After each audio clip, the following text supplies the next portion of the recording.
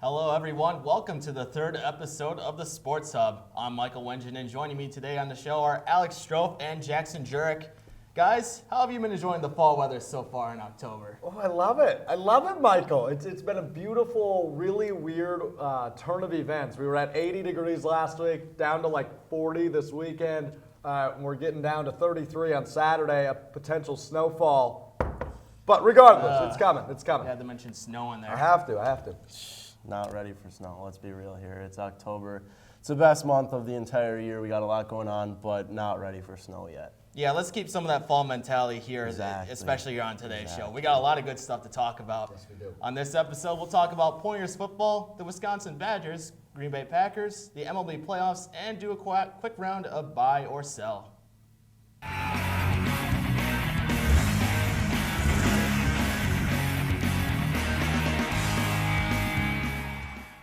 The UWSP football team defeated UW River Falls 30-16 in their WIAC conference opener on Saturday at Gorky Field. Both the Pointers offense and defense played very well, with key performances coming from several players. On the offense, senior wide receiver Jonte Webb had 5 catches for 143 yards and a touchdown, while running back Samaje Williams rushed for 117 yards and a touchdown of his own. The defense had a great day as well, picking off River Falls 4 times during the game.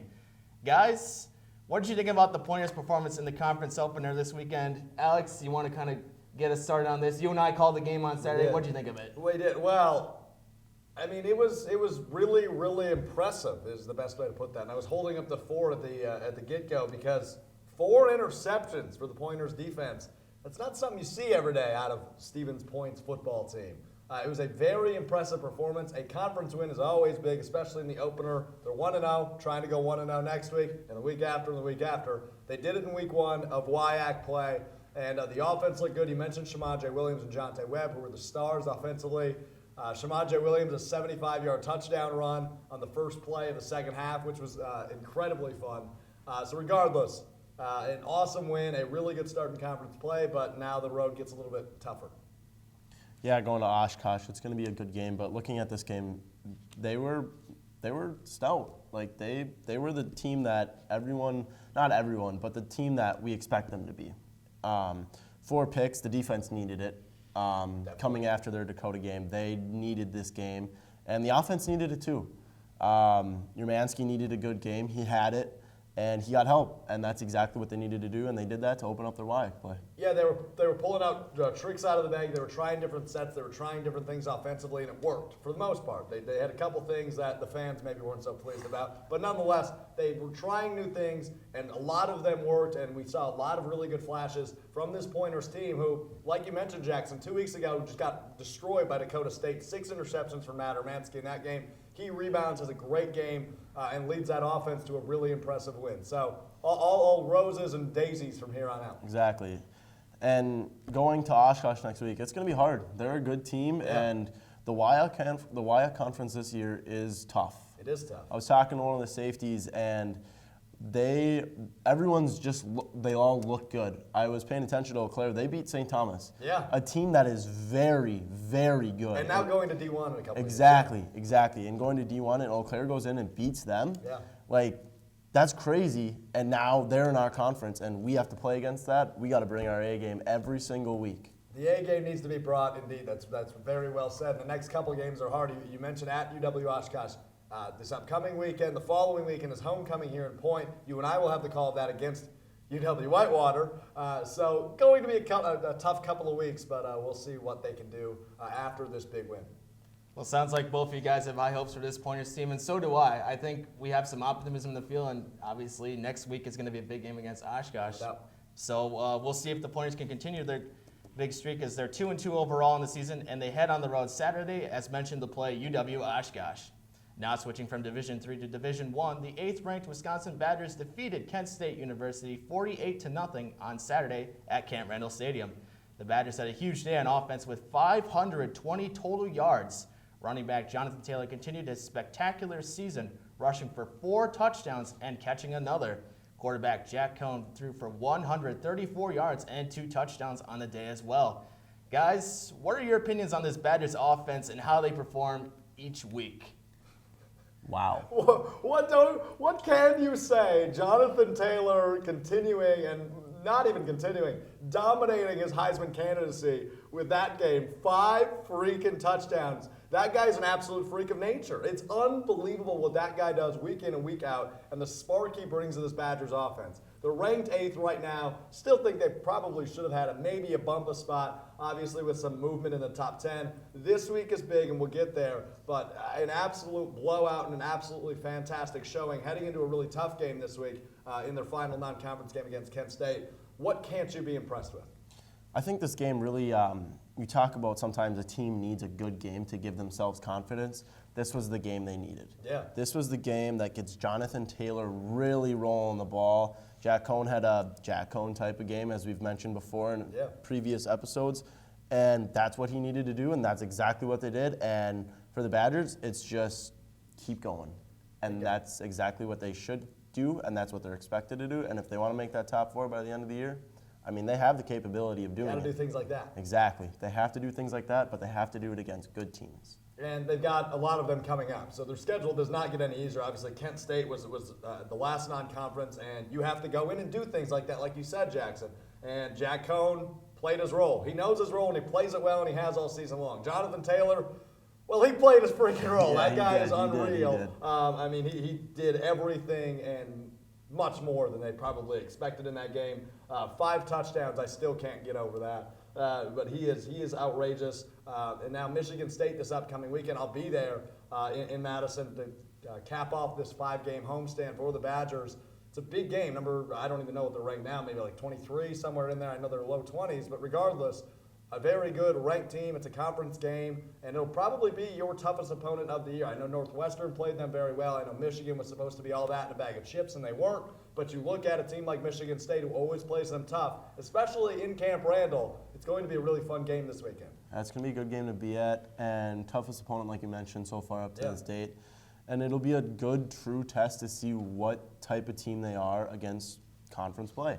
And that should be something, if I'm a Badger fan, I'm excited for. And I can't wait to see what they have to bring to the table. I'm super excited for this weekend, and obviously Iowa, Penn State, Ohio State, all still probably somewhere out there down the line. Ohio State and Iowa definitely are, but it's a tough schedule for the Badgers from here on out. But they are showing that they are worth that number 8 ranking and maybe even more. So we'll see. I mean, I can't preview it more than I already have. This weekend is the true test, like you said, and we'll see where they really stand following this weekend's game. I do have to throw in something here real quick, just for the both of you. What are your predictions for this week's game? Do you think they're going to come out just as strong against Michigan State as they did against Michigan? I think that they will, but it'll be a lot closer game just because of the way that their opponent's going to play. So I think that they have the opportunity to show that, hey, we can play just as hard against you guys as we did against Kent State, but they're going to have to show that they can handle that.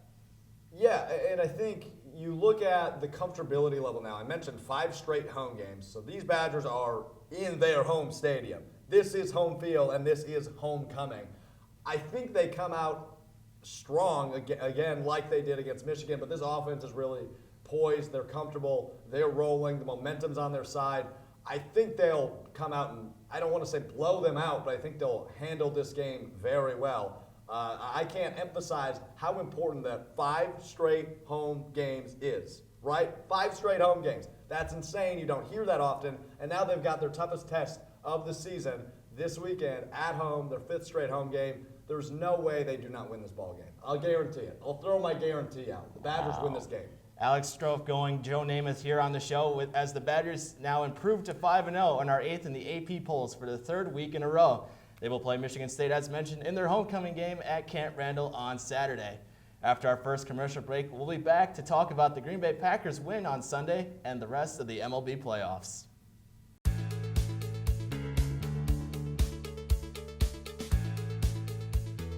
Being a part of the different activities and organizations that I've been a part of, I'm actually able to see myself where I'm like, hey, I actually can make a change. I'm one person that can make a difference. Division III has helped me to develop teamwork skills, critical thinking skills, time management skills. It's not just about basketball, or it's not just about school. It's about developing yourself as a person altogether.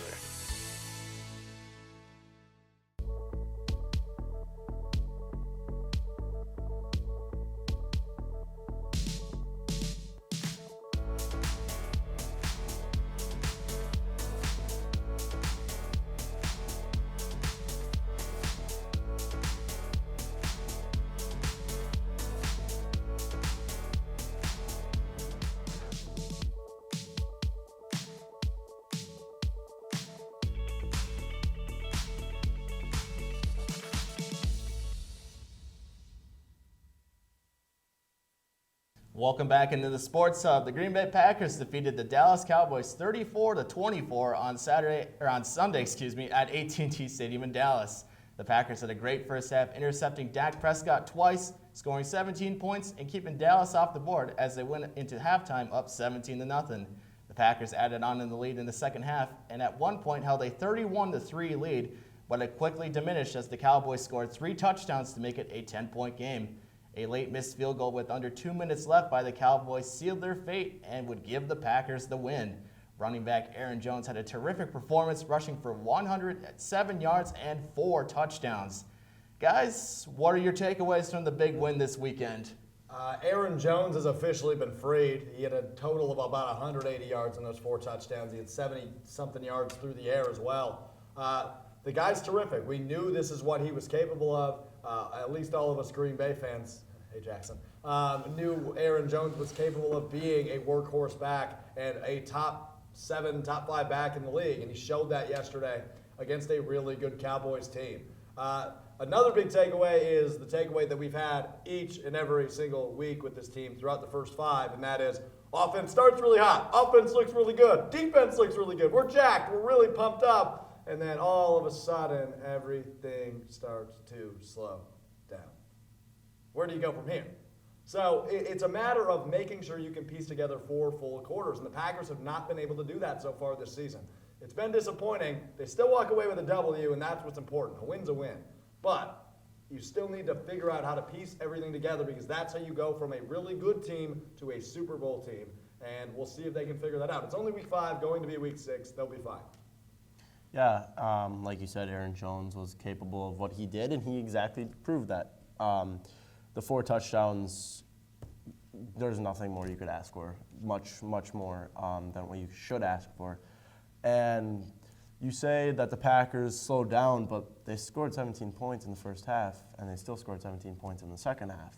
Yes. So 34 points usually wins an NFL football game these days. So my question to you is, you say your team slows down, but they still score the same amount of points in the first half as they did the second half, although their defense was the side of the ball that did slow down. And what are your thoughts on how they're going to fix that? Because you're up 31-3, and all of a sudden it's a 10-point game. Right. And now what? I don't know how much you watch the game because you're referencing this like I'm just looking at the box, or you're just looking at the box score and saying it's 17-17. That's not how that game was played whatsoever. I know it wasn't. Defensively, they are fine, but again, you continuously, they're figuring things out. The opponent is. They come out hot, they force turnovers, and then Dallas cleaned it up. Dallas is a really, really good offense. Like I'm saying top 3 in the NFC offense. So for them to finally get it rolling, I don't know how much blame I can place on the Packers defense. Did they have their best game of the season? Absolutely not. No, they did not. I'm not going to sit here and lie to you. First half, they played really solid. Second, they didn't, but they're also facing Ezekiel Elliott, Dak Prescott, Amari Cooper and company, right? It's a very, very good offense. It's not something to be ashamed of that you let up points against Dallas. Obviously, it's something to be proud of that you shut them out just about in the first half. Yeah, and we all know the Packers' defense run game is not very good. And to hold Ezekiel to what they did in the first half, very impressive for their defense. So that was what they needed to do. They came out with their defensive game plan. They executed it very well to stopping Ezekiel. They did get lucky on their first turnover on that tip ball, but they played well. They did their job, and they let Aaron Rodgers and Aaron Jones do their jobs. Aaron and Aaron law firm, baby. It was a backfield of destruction. Aaron Jones went bananas, and I can't say he'll keep that pace up because you can't expect him to run in 4 touchdowns every game. But we know he's capable of this. It's been a fact since he's come into the league that, okay, this is their guy. This is the workhorse. This is the back that they've wanted for the last 15 years, and now they've got him. This is the first real back they've had since, I don't know, Amon Green. It's been a very long time since the Packers have had a true workhorse back. And I don't want to say that because Jamal Williams was injured, that's why we saw this, but it may have played a role because they weren't as conservative with Aaron Jones' touches this week against a good Dallas team, and he did that. Well, I'll tell you what, if I had him on my fantasy team, I'm going to want him to score 4 touchdowns every single week. Do you have him on your fantasy team? No, I don't. Well, you should probably get on that. Well, Sell high. Sell high. Yeah, maybe. I don't know. I'm sure Go on. I'm sure there's somebody out there that'd be willing to make a trade for Aaron Jones. Yeah, I mean, the guy, had how many yards in the first 4 games, and now in this game he just goes off. So we'll see. It's hit or miss sometimes with him, but It's hit or miss always. It's fantasy football. Exactly, baby. you're exactly right. Aaron Jones and the Packers offense did what they needed to do, and the defense took care of their jobs, and they went into AT&T Stadium, came out with a big win, and Aaron Rodgers is 5-0 there. So Yes, indeed. He won a Super Bowl there once. you are correct about that. They've had some fun there. Well, even though the Packers did have a lot of fun on the weekend, there are still some things that need to be addressed. What concerns do you still have with this team from this weekend? Well, as I just mentioned, I mean, obviously you want to piece together a full 4 quarters offensively and defensively. Obviously, it's different on each side of the ball. Defensively, I'm not as worried. Offensively, I'm more worried because we see them come out blazing hot in that first half. And like Jackson mentioned, if you just look at the box score, yeah, it was 17-17 in the halves. However, I still want to see Aaron Rodgers do Aaron Rodgers things. If Aaron Jones is rolling like that, by all means, let him be the workhorse. But I still want to see this offense throw different things at the opposing defense and piece together a full 4 quarters because that, as I said at the top, is how you become a Super Bowl caliber team. Defensively, I'm not super concerned. I think they did what they needed to do yesterday. Obviously, it was a weird game where Dallas didn't really turn on the Jets until late, but nonetheless, they still held Dallas to a respectable amount of points, and they did their job, and they allowed their offense to do theirs. So that's kind of a bland answer to a pretty easy question. My main concern is the offense piecing it together for 4 quarters, 60 minutes. I am going to go the opposite direction with you. I think the defense had a good game. It wasn't their best game, like you said. But the question for them is you played one good game against a very good Dallas team. Can you maintain that against next week a good Detroit team? And can you maintain that against better teams later on down the road? And if you guys make it to the playoffs, can you maintain that during the playoffs? Because we all know their run defense isn't good. So can they – well, they did – okay, this game it was good. Correct. But the games before that, it wasn't good. So you have one good game. Can you maintain that, execute what you want to execute, and build from there? Yeah. And I think their offense, everyone knows the Green Bay offense. It's Aaron Rodgers. But now you have Aaron Jones, so I don't think they should see a problem with maintaining scoring 34 points. Yes, if you look at the box score, it was 17-17. 34 points is going to win most games. Yes. So can their defense keep up what they did against Dallas? And if they can, I'm worried. If they can't, they can be probably a 10-6 team, go to the playoffs. We all know Aaron Rodgers is a bad man. Yes, he is. Yes, he is. And the Vikings are a bad team. They hold the basement spot. I just thought I'd throw that out there. Well, They won last week. Kirk Cousins had a good game, okay? I'm not going to say he's going to do it every week, but well, look who's at the top of the division and look who's at the bottom of the division. I would say keep that in mind. Yeah.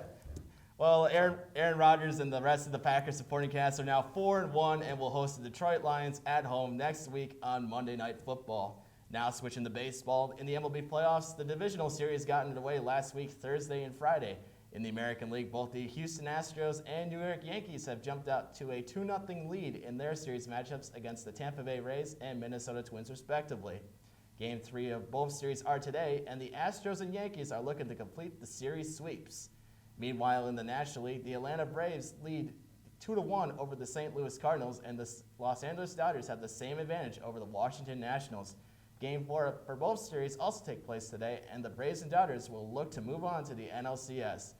Guys, there's been a lot of playoff baseball today. Will there be any other matchups that will go on for another day, and which team looks the strongest in the playoffs from either league?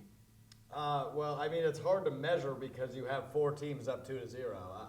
I'll answer that question last, but no, I don't think any. Maybe one. I'm looking at that Cardinals-Braves series. I think that might go to 4. The other 3, I think, are sweeps. I think this isn't surprising. We talked about it last week. We knew which teams were really good. And in the AL, it was the Yankees and the Astros. In the NL, it was the Braves and the Dodgers. I mean, there's really no shocker here that we have a little bit of a mismatch. I think the Cardinals are good enough to pull out a game at home tonight against the Braves. But other than that, I think we get 3 sweeps. I really don't think it's anything much more complicated than that. well, biggest surprise for me was Washington Nationals going into LA and getting a game there and having that series tied 1-1. Last night, very heartbreaking loss if I'm a Nationals fan. You played a great game. Dodgers get a big inning, scoring 7 in the 6th. I still think the Nationals can push it to 5, and honestly, it wouldn't be the biggest surprise to me if the Dodgers choke. They choked the last 2 years in the World Series. Would they choke again? Maybe. Would I love to see it? Yes, because it's October baseball and everyone loves an upset. The Braves, the Cardinals, a very good series so far. The game that the Braves pulled off, insane 9th inning. If I'm Dansby Swanson, holy moly, the guy's just a spark to that team. On the AL side of things, the Astros are good. We all know that. The Yankees are good. We all know that. I see the Astros getting the sweep they're playing right now. I don't know the score of that, but I think that they can get the win. I really hope the Twins win so I can go to Game 4 tomorrow. If they don't, it won't be the worst thing in the world. Fair enough. Yeah, and I guess also too, like, yeah, you mentioned a good point. It's the Braves and Cardinals series definitely could go to 5 games. That series has been good enough already on its own. And I'm with you, Jackson. I really hope that the Twins do have a chance here at home tonight to pull out a victory and go to Game 4. But Bunch of Twins fans. yeah, well, you know, Jackson, he's a Vikings fan. We're Packers fans. I guess it's now shifted against you, Yeah, isn't it? my Brewers get eliminated in the wild card, so Yeah, who's clearly still playing? my base, yeah. Yeah, who's still playing? Yeah. Yeah. That's what I thought. We have a lot of fun in the show. It's all in good fun. After our final commercial break, we'll do a quick round of buy or sell. UW Stevens Point is home. It's a university where professors know your name and get you involved in research. They inspire us to realize big dreams. At UW Stevens Point, sustainability is what we stand for. Our beautiful campus encourages exploration, developing new fields, and problem solving for the real world. It's a great place to launch your career. UW Stevens Point is home. Apply today at uwsp.edu.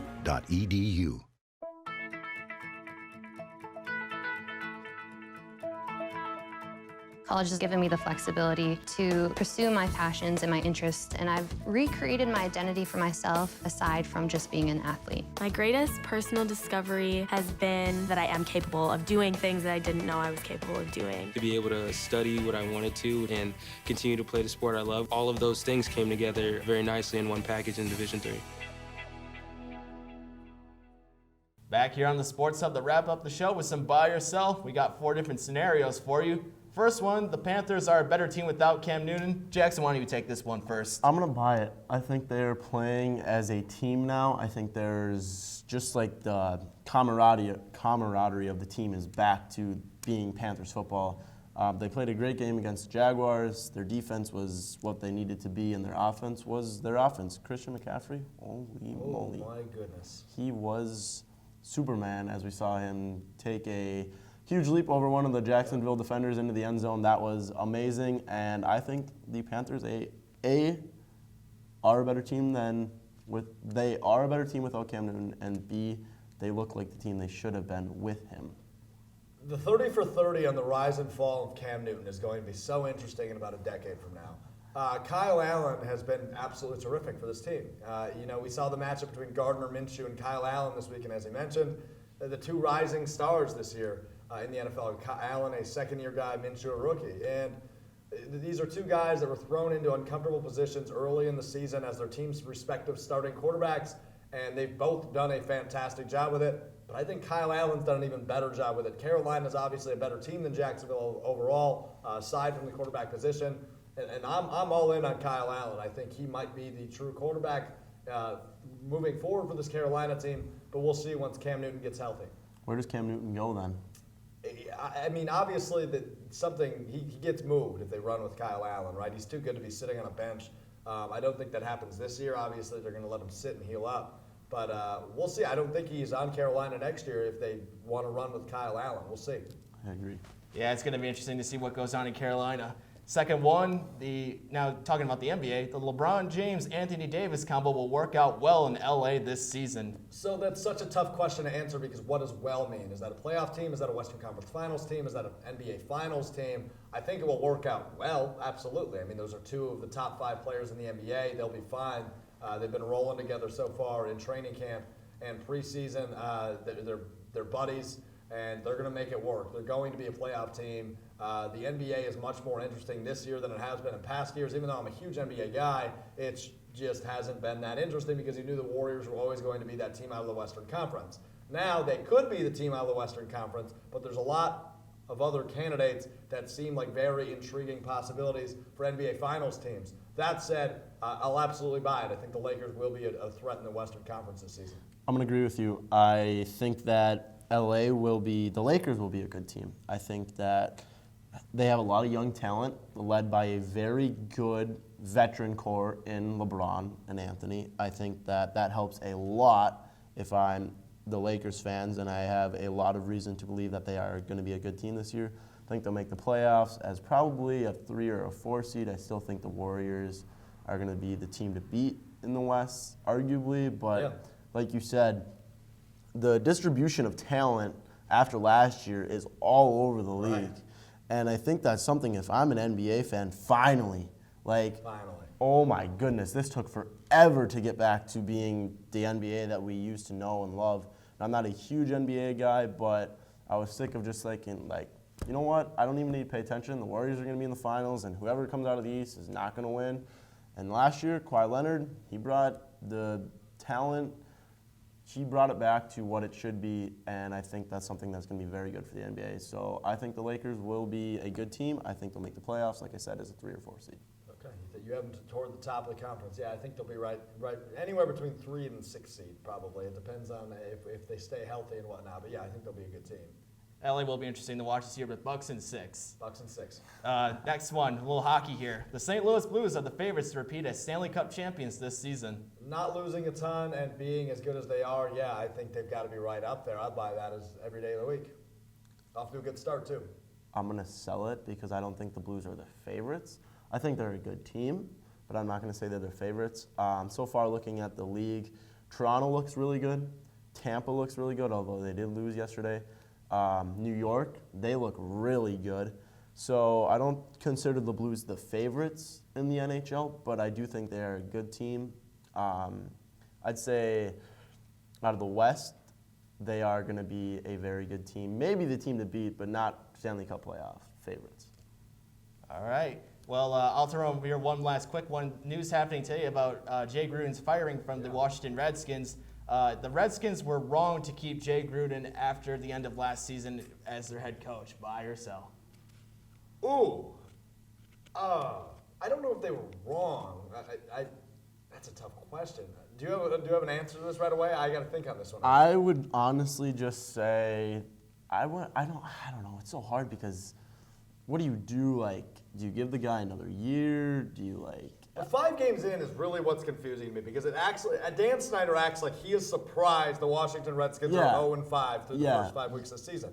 They are a horrible football team. Yeah, they're not. And I don't think Jay Gruden or anybody else you freaking hire is going to fix that. So that said, I'll sell it. I don't know what you do in that scenario because you knew the Redskins weren't going to be competing for an NFC East championship, let alone an NFL title. So I'll sell it. I say I don't think they were wrong to keep him around. I think they might have been wrong to fire him this quickly. But maybe in that case, they could be wrong to keep him around if they knew they were going to fire him this quickly because they knew they weren't going to be a good football team. That's my long-form answer. They fired the guy at 5 a.m. this morning. I know. I woke up to the news. Who does that? So I'm going to agree with you. I'm going to sell it.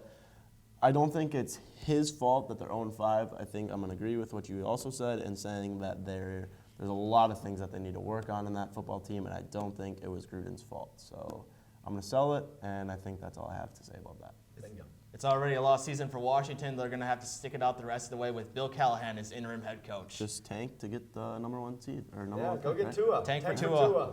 They've got Haskins, though. I don't know. Too much to talk about. Well, that's all the time we have for today's show. I'd like to thank Alex and Jackson for joining me on the show, and a big thank you to our technical staff and all their help to make this show possible. Be sure to check us out our Facebook page at SBTV UWSP Television and follow us on Instagram at SBTV_UWSP. You can also follow us on Twitter at SBTV UWSP_sports. Lastly, check out the UWSP Athletics page for all things Pointer Sports. Thank you for watching. We'll see you on the next episode of the Sports Hub.